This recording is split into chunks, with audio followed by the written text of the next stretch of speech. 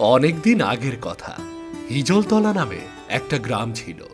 গ্রামের চারিপাশে ছিল শুধু জল আর জল, কারণ গ্রামটা ছিল একটা চরের মাঝে। এই হিজলতলা গ্রামে অনেক মানুষ বসবাস করত, কিন্তু তাদের প্রয়োজনের কাজে মাঝে মাঝে গঞ্জে যেতে হতো। আর গঞ্জে যেতে হলে তাদের পাড়ি দিতে হতো এক দীর্ঘ নৌকাপথ। আর এই নৌকাপথ পাড়ি দেওয়া এত সহজ ছিল না, কারণ একটু সন্ধ্যা নামলেই নদীর মাঝে এক ভয়ঙ্কর ডাকাত দল এসে উপস্থিত হতো। এই ডাকাতের মনে ছিল না কোনো দয়া মায়া, এরা ছিল একদম নির্দয়, পশুর মতো। যে কারণে গ্রামের মানুষ অধিক প্রয়োজন ছাড়া গ্রামের বাইরে যেত না। একদিন বিকেল বেলা হিজলপুর আসার জন্য একজন বাবা তার দুই মেয়েকে নিয়ে কালীপুর ঘাটে আসে। এই যে ভাই, হিজলপুর যাবেন? না না, এখন হিজলপুর যাওয়া যাবে না। হিজলপুর যেতে অনেক রাত হয়ে যাবে। আমরা অনেক দূর থেকে এসেছি, যার কারণে এত বেলা হয়ে গেছে। এখানে আপনি ছাড়া তো আর কোনো মাঝিও নেই। যদি একটু দয়া করে আমাদের নিয়ে যেতেন তাহলে অনেক উপকার হতো। নিয়ে যেতে আমার কোনো সমস্যা নেই, কিন্তু এতে আপনাদেরই সমস্যা হতে পারে। আমাদের আবার কিসের সমস্যা হবে? আকাশ তো একদম পরিষ্কার আছে, রাত যতই হোক ভালোভাবে যেতে পারবো। আকাশ পরিষ্কার হলে কি হবে? নদীর মাঝের রাস্তা পরিষ্কার নাও হতে পারে। নদীর রাস্তা আবার কিভাবে অপরিষ্কার থাকে? বুঝতে পারলেন না তো? তার মানে আপনি এখানকার অবস্থা জানেন না। নদীর মাঝে থাকে একদল ডাকাত, তাদের মনে কোনো মায়া দয় কিছুই নেই। তারপর বাবার আপনার সাথে রয়েছে যুবতী মেয়ে। একবার যদি দেখতে পায় আর কারো রুখকে থাকবে না। কিন্তু এখন আমাদের যে যেতেই হবে, কাল আমার ভাগ্নির বিয়ে। আপনারা যদি ভয় পেতে না চান তাহলে আমার কোনো সমস্যা নেই।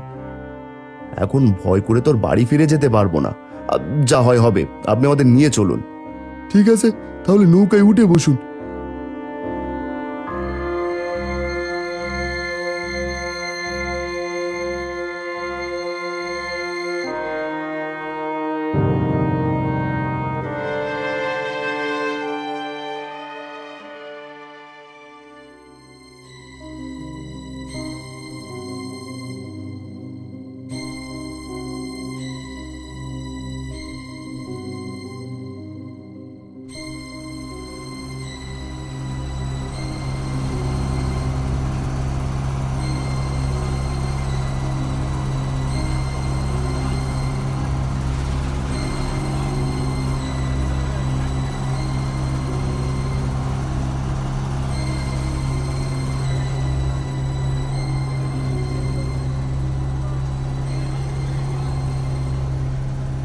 সর্দার, ওই যে একটু দূরে আলো দেখা যাচ্ছে, মনে হচ্ছে ওখান দিয়ে কেউ নৌকা নিয়ে যাচ্ছে। তাহলে আর দেরি করছিস কেন? তাড়াতাড়ি চল। হ্যাঁ, বেগুনি নিয়ে যাচ্ছি। এই নৌকো ওই আলোর দিকে নিয়ে চল।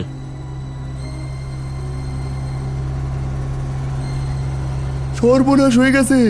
ডাকাত ডাকাত দল আমাদের নৌকার দিকে এগিয়ে আসছে। তাহলে এখন কি করব? হ্যাঁ, এখন আর কিছুই করার নেই। আমি আগেই বলেছিলাম এই রাতের বেলায় নদীর মাঝখান দিয়ে যাওয়া ঠিক হবে না। এই নৌকো নৌকো থামা বলছি। ওরে বাবা, আগে নিজের জীবন নিয়ে পালাই। এই, আমাদেরকে রেখে যেও না, আমাদেরকে রেখে যেও না।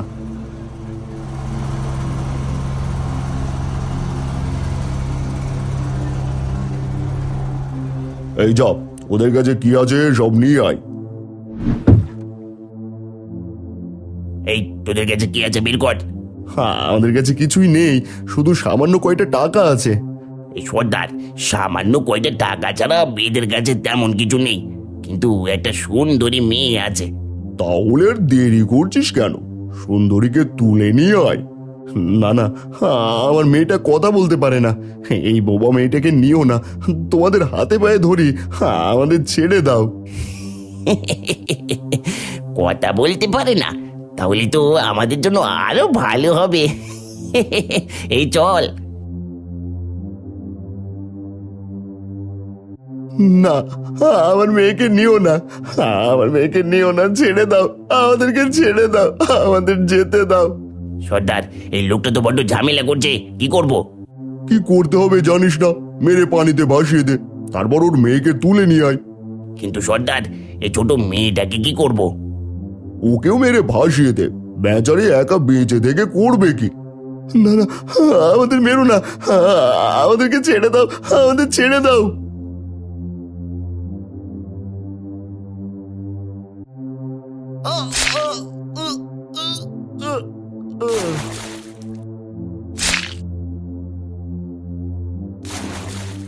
সত্যি মেয়েটা তো দেখতে ভারী সুন্দর।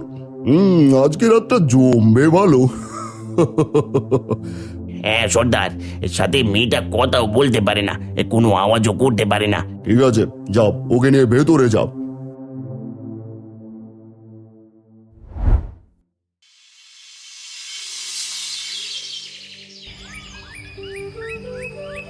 কি সর্বনাশ! এই মানুষগুলোকে মেরে কিভাবে নদীতে ভাসিয়ে দিয়েছে। আমার তো মনে হয় এসব ওই ডাকাতদেরই কাজ। রাতে হয়তো আমাদের গ্রামে আসার পথেই এদেরকে মেরে ফেলেছে। এই গ্রামে আসার কথা থাকলে তো এরা গ্রামের কারো না কারো আত্মীয়। হ্যাঁ, গ্রামে সবাইকে খবর দিয়েছি, আর সবাই আসলে জানা যাবে এরা কার আত্মীয়। এই দেখি দেখি কি হয়েছে।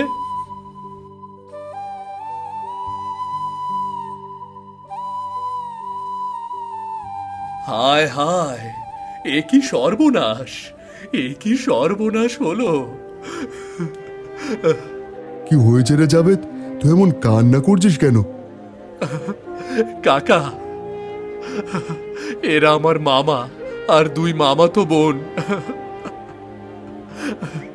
আপনারা তো জানেন আজ আমার বোনের বিয়ে, এজন্য কাল আমাদের বাড়িতে এদের আসার কথা ছিল। শেষেমেশে লাশ হয়ে আসলো।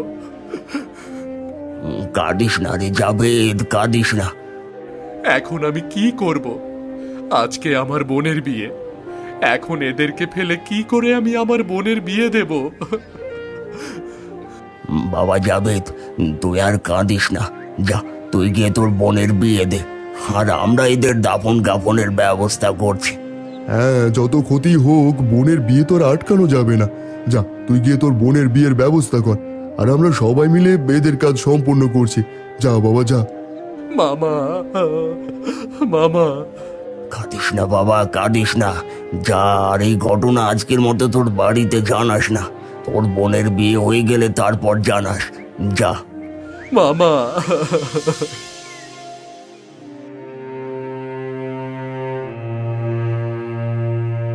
এতক্ষণ কোথায় ছিলি বাবা? বিয়ে বাড়িতে কেউ না থাকলে হয়, এদিকে গ্রামের সবাই যে কোথায় গেল বুঝতেই পারছি না। তোর মামা আর তোর মামা তো বোনদের আসার কথা ছিল, তারাও এলো না। তুই কি তাদের কোনো খবর পেয়েছিস? না, আমি কিছু জানি না। হয়তো ওরা জরুরি কাজে আসতে পারবে না।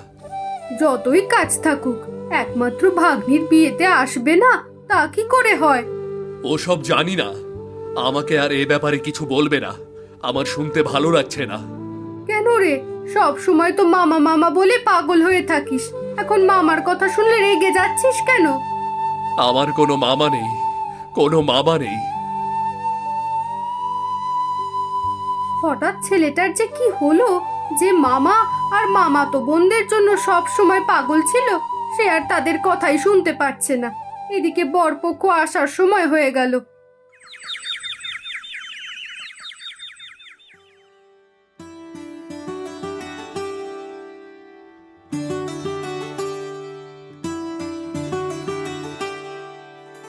জাবেদ, জাবেদ, তাড়াতাড়ি বাইরে আয়। দেখ, বরপক্ষ এসে গেছে, বাইরে আয়। গ্রামের মানুষগুলো যে কোথায় গেল, কেউ তো আসছে না। এই রহিমা, যা, তুই গিয়ে মেয়েটাকে তাড়াতাড়ি সাজিয়ে দে, যা।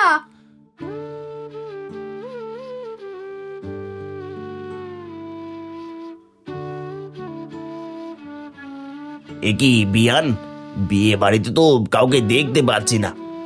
বুঝতে পারছি না হঠাৎ সবাই গেল কোথায়। আশেপাশে সবাইকেই তো দাওয়াত করেছি, সবাই এসেছিল, কিন্তু হঠাৎ সবাই যে কোথায় গেল বুঝতেই পারছি না। বসুন, আপনারা বসুন। হ্যাঁ বসছি, কিন্তু আপনাদের নদীর পাড়ে দেখলাম অনেক মানুষ জড়ো হয়ে আছে।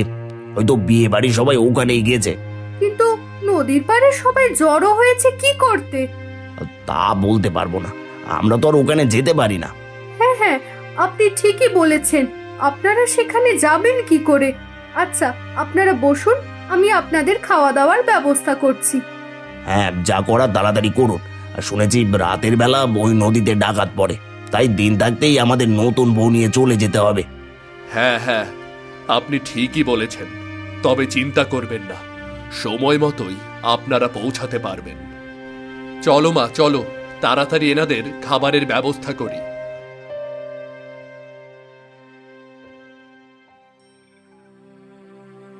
জাবেদ তার বোনকে দিন থাকতে বিয়ে দিয়ে বিদায় করে দেয়। বরপক্ষ নতুন বউ নিয়ে নদীর কিনারে নৌকার কাছে এসে দেখে নৌকায় মাঝি নেই। এ কি, মাঝি কোথায় গেল? কানাই, ও কানাই, এ কোথায় গেলি? না, এই কানাইকে নিয়ে আর পারি না, এদিকে তাড়াতাড়ি যেতে হবে, এখানে রাত হয়ে গেলে তো বিপদ। মাঝি না থাকায় তারা নতুন বউকে নিয়ে সেখানে অনেক সময় অপেক্ষা করে। বেশ কিছুক্ষণ পর মাঝি এসে সেখানে উপস্থিত হয়। এ কিরে কানাই, তুই এতক্ষণ গিয়েছিলি কোথায়? জানিস না আমাদের দিন সকালে যাওয়া দরকার ছিল, এখন তো যেতে যেতে অনেক রাত হয়ে যাবে। হঠাৎ পেটটা খারাপ হয়ে গিয়েছিল, বারবার পেট খালি করতে হচ্ছিল। এদিকে আশেপাশে তেমন জায়গাও নেই, তাই ওই পাশে জঙ্গলটাতে গিয়েছিলাম। ঠিক আছে ঠিক আছে, তাড়াতাড়ি এবার আমাদের নিয়ে চল, রাস্তায় কোনো বিপদ না হলেই হয়। হ্যাঁ, এখনই নিয়ে যাচ্ছি।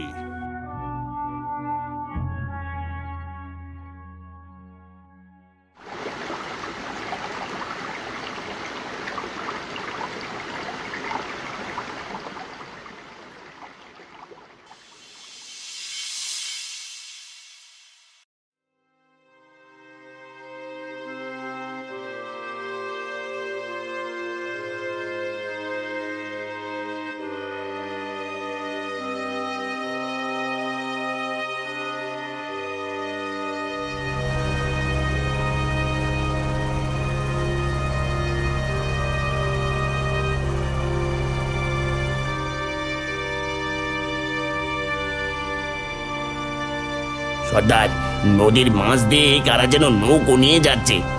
তাহলে তাড়াতাড়ি নৌকাটাকে ধর, যা। এই তাড়াতাড়ি নৌকো ওই আলোর দিকে নিয়ে চল।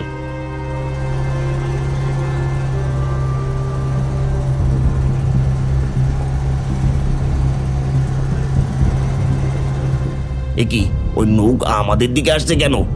সর্বনাশ হয়ে গেছে, ওটা তো ডাকাতদের নৌকা। তার মানে ডাকাতরা আমাদের নৌকার দিকেই আসছে। তাহলে তাড়াতাড়ি নৌকা চালা। ওদের নৌকা তো ইঞ্জিনে চলে, আমি এই ছোট নৌকা ওদের চেয়ে জোরে চালাবো কি করে? এই নৌকো থামা বলছি, নৌকো থামা। এখন কি করি? আর করার কিছুই নেই, এখন ওরা যা চায় তাই দিয়ে দিলে হয়তো প্রাণ নিয়ে ফিরে যেতে দেবে।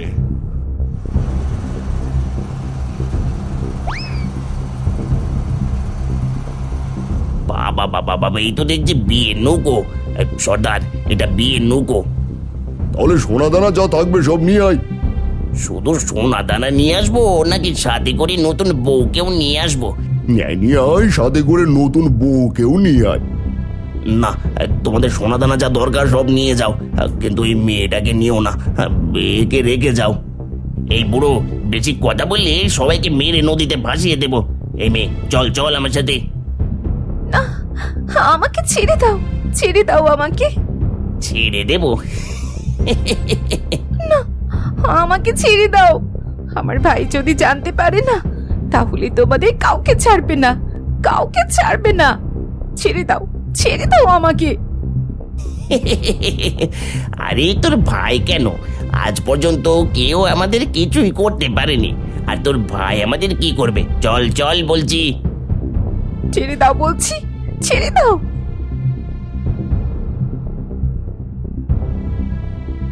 সেটা দেখুন কত সুন্দর। বাবা বাবা বাবা বাবা, সত্যি তো অনেক সুন্দর। এই তোরা যা, কাল নদীর তীরে রেখে যাবো, এসে নিয়ে যাস।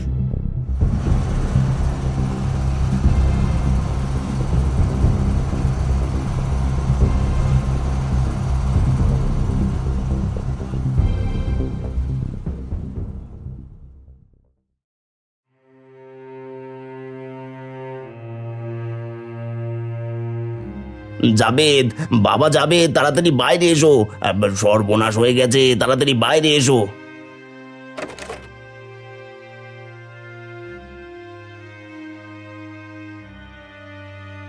আপনারা এত রাতে? আর আমার বোন কোথায়?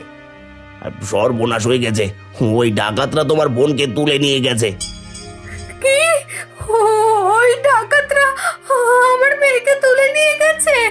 ওরে জাবেদ, কি সর্বনাশ হলো রে আমার!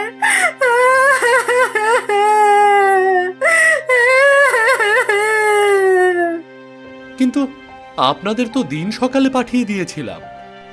আপনাদের যেতে রাত হলো কিভাবে? সব এই কানাইয়ের দোষ, এর কারণে যেতে যেতে রাত হয়ে যাওয়ায় ডাকাতটা তোমার বোনকে তুলে নিয়ে গেছে। কিন্তু যখন তোমার বোনকে তুলে নিয়ে যায়, তোমার বোন বলছিল আমার ভাই তাদেরকে ছাড়বে না, আর তাই সেই সাহসে তোমার কাছে এসেছি। ওরে জাবেদ, তাড়াতাড়ি যা, আমার মেয়েকে আমার কাছে এনে দে, যা।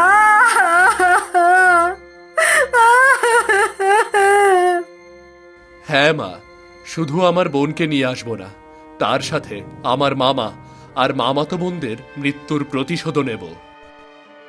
মামা আর মামাতো বোনদের মৃত্যুর প্রতিশোধ মানে? মা, ওই নির্দয় ডাকাতরা কাল রাতে মামা আর তার মেয়েদেরকে মেরে নদীতে ভাসিয়ে দিয়েছিল। আর তাদের দাফন কাফনের ব্যবস্থা করতেই গ্রামের কেউ আমার বোনের বিয়েতে আসতে পারেনি। তার মানে তোমার মামার মামাতো বোনদের মৃত্যু অবস্থায় রেখে তোমার বোনকে বিয়ে দিয়েছিল? হ্যাঁ, আমার বোনের সুখের জন্য মামার মৃত্যুর খবর পর্যন্ত আমার মায়ের কাছ থেকে লুকিয়েছি। জাবেদ, যা, ওই ডাকাতদের কাউকে বাঁচতে দিবি না। যা, তোর মামার মৃত্যুর প্রতিশোধ নিয়ে তোর বোনকে ফিরিয়ে নিয়ে আয়, যা। কিন্তু তুমি ওদের কোথায় পাবে? আর একা একই কি ওদের সাথে পেরে উঠবে? ও একা না, আমিও যাব তোমার সাথে। আর এ ব্যাপারে একমাত্র আমিই তোমাকে সাহায্য করতে পারবো। আর ওদের ব্যাপারে আমিও খুব ভালো করেই জানি। তাহলে নিয়ে চলো আমাকে সেখানে।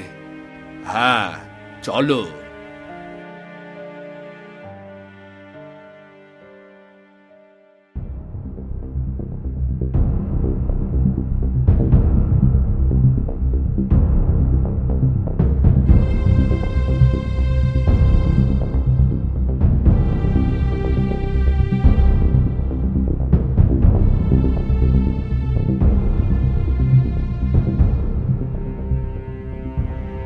এই এই তোরা কারা?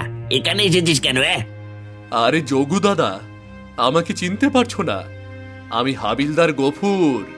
দারোগা বাবু তোমাদের জন্য কিছু বিদেশি জুস পাঠিয়েছে। বলিস কি, বিদেশি?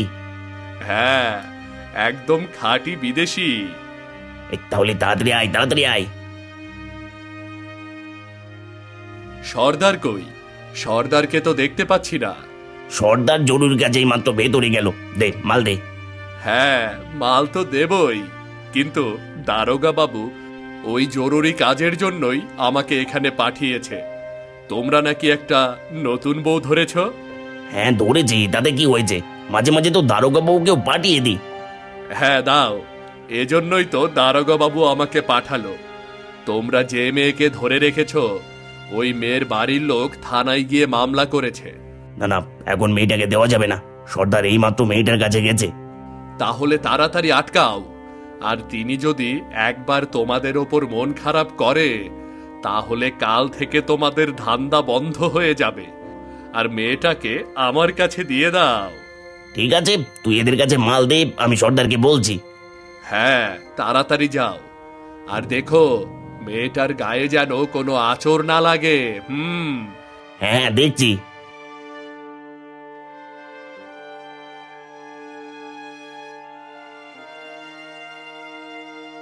সর্দার, সর্দার, একটু দরজা খুলুন সর্দার।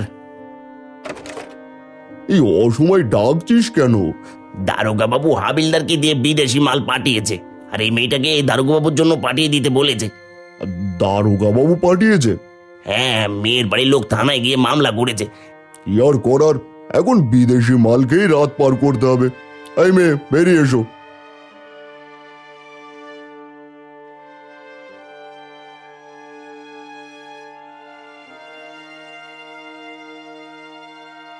আমাকে আমাকে যেতে দিন, আমাকে আমার বাড়ি যেতে দিন।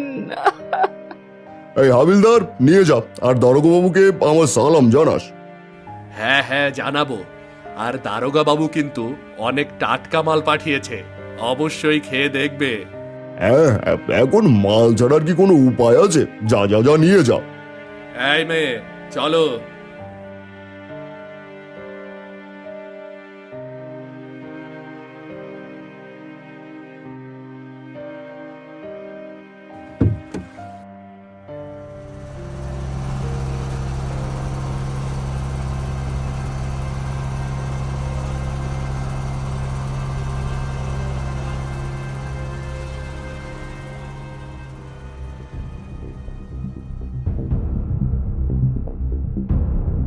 সর্দার, মালটা আসলে অনেক কড়া, একবার খেয়ে দেখুন।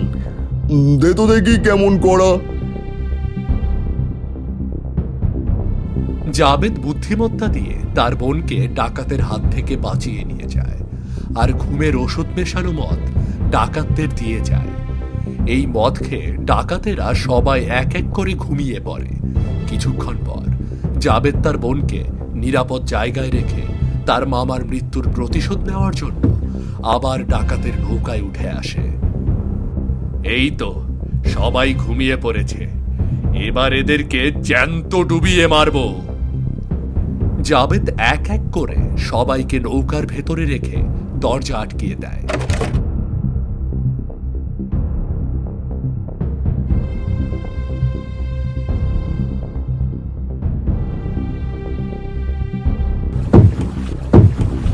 তারপর নৌকায় একটা বড় ছিদ্র করে জাবেদ কানাইয়ের নৌকায় উঠে পড়ে। কিছুক্ষণ পর ডাকাতরা সহ ডাকাতদের নৌকা পানিতে তলিয়ে যায়। এতে সব ডাকাত একসঙ্গে সেখানেই মারা যায়। এভাবে জাবেদ তার মামা আর মামাতো বোন সহ সবার ওপর হওয়া অত্যাচারের বদলা নেয়। সেই থেকে হিজলতলা গ্রামের মানুষ নিরাপদে চলাচল করতে থাকে। কিন্তু একটা প্রশ্ন থেকে যায়, দারোগা বাবু কি আবারও এমন কাউকে পাঠাবে যারা হয়ে উঠবে আগের ডাকাতদের মতোই নির্মম, নির্দয়?